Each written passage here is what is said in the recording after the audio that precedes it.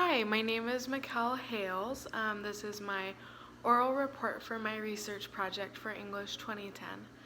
I chose my research project topic on deterioration in the family. I feel as though that is a really important topic to talk about today because there are so many families that go through divorce or other problems that can often be avoided. And not to say that divorce is a terrible thing or to change a family dynamic is a terrible thing, but there are ways to do it in such a way that the children cannot be or won't be affected in a way that will affect them for the rest of their lives.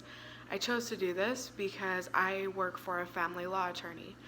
I see many cases in which children are affected poorly because of deterioration that has happened in their family. And so this was an interesting topic to me because I believe there are ways to prevent this deterioration. Even if adults are having issues, there are ways to do it in the best way possible that the children are going to have the best emotional health. This is my outline. If you can see, there are four different things that I want to talk about today. The first is the introduction. The second is perceived responsiveness. The third is mental and physical illness. The fourth is developmental disabilities. And the fifth is my conclusion. Now, these are not all of the topics that I covered within my report. However, I believe that they're some of the most interesting and relatable topics for us as students that are either newly married, newly with kids, or are preparing for that stage in our life. So to get started with perceived responsiveness, it is one of the most commonly researched things within deterioration in the family. I believe this is mainly because if perceived responsiveness is not taught properly, then relationships can't really be formed. Perceived responsiveness is a lot what it sounds like. It's basically just how one person receives what another person is saying. So, for example, if a child is speaking to their mom about what happened to them at school, how their mom responds to what they are saying will affect how they later on respond to their children or to their friends or to their siblings. And so it's really important that from a very young age, children are taught how to respond to other people by how their parents respond to them. Dr. William L. Cook, he is from the University of New England, and he was who I based a lot of my research from. He had a lot of interesting articles about perceived responsiveness. And he stated in one of his research articles that I thought it just summed it up perfectly, the importance of this. He said, "It is central to the development of a secure attachment style, the experience of social support, an internal locus of control, and the sense of control in relationships." And he said that speaking of perceived responsiveness. So what the children learn about how their parents respond to them will affect basically all of their relationships for the rest of their life. So it really is something that is so important. And I have a diagram here that kind of shows through this image what perceived responsiveness is. So it says here, partner A's gratitude expression and partner B's perceived responsiveness. So, for example, partner B would be speaking to partner A, and they are perceiving how partner A is responding to what they are saying. So that is why it's called a gratitude expression. I'm basically saying, thank you for communicating that to me. And then the perceived responsiveness determines how partner B reacts. So how partner B thinks partner A is reacting is how partner B will then react. That's kind of confusing, but if you look here at the diagram, it makes a little bit more sense. So that is, in a nutshell, why perceived responsiveness is so important.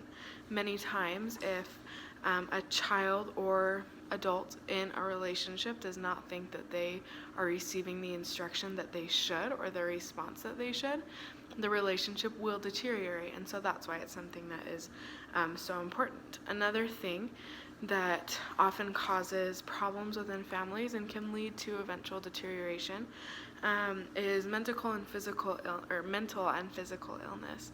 Now, a lot of times these can't be prevented or avoided. A lot of times children are born with them, or it just happens over time.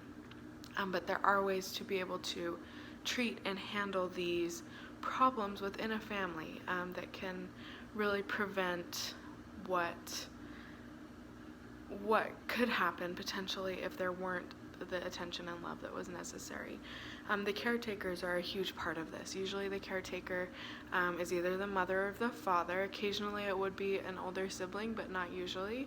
And these caretakers can be burnt out really quickly, especially if they're watching a loved one suffer. And so there was a study done by Dr. Gabriela Machio from Brazil.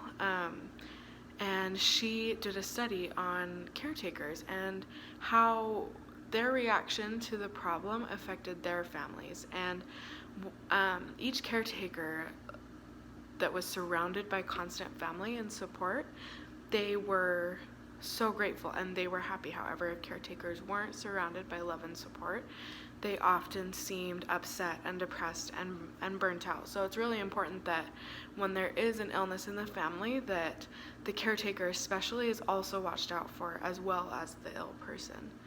And there are also a lot of mental illnesses that can affect families just as harshly as physical illnesses.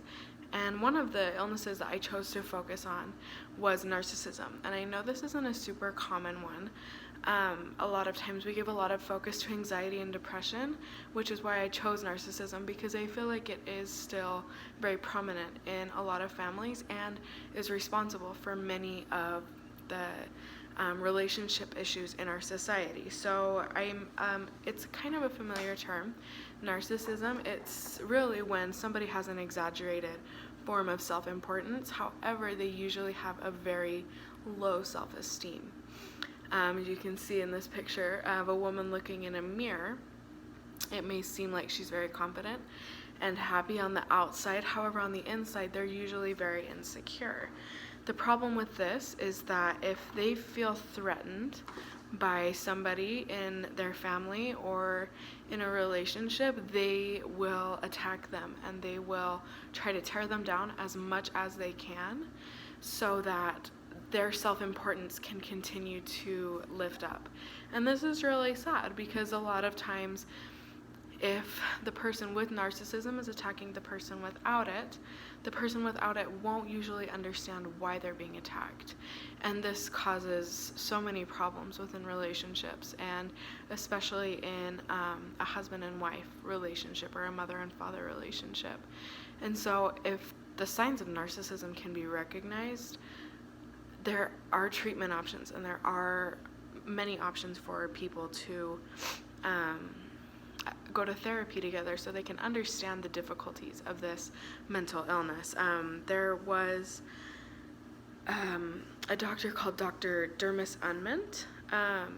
He does a lot of studies on narcissism, and he stated about, or he talked about the problem of trust within a relationship of narcissism, that there is no trust between two people that are struggling with this, and that really can cause a lot of problems within the relationship. To conclude, though I've only covered a few topics that can really cause problems within a relationship, there are so many, and the point really is just to prevent the deterioration. And if we can know these signs and these problems, then families can stay together, or children can grow up in stable environments so that they don't have relationship issues in the future.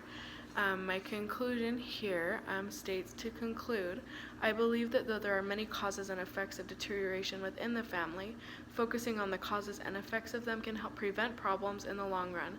There are many things that can be prevented, and many of the vicious cycles that come from the deterioration in family units can be prevented. And if you see here, these are my sources.